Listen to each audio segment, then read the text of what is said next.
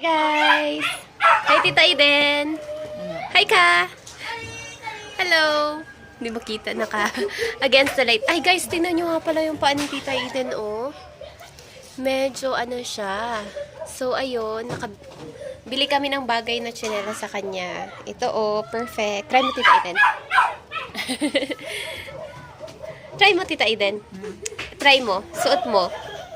Binili namin to sa TikTok. Mura lang guys. Kaya sa mga gustong bumili, bili kayo sa basket ko. Uy, may aso. Try mo yung isa Tita Eden. Ayan. Ang kagandahan dito guys, ang comfortable niya sa paa. Tapos, nagdadagdag siya ng height. O, diba? Ayun, na lang. Perfect. O, Tita Eden, try mo naman ilakad para bongga. Okay.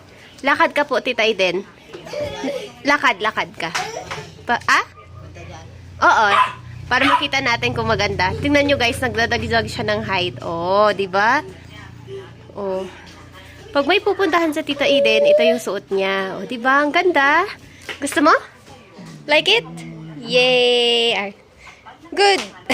Thank you, Tita Eden.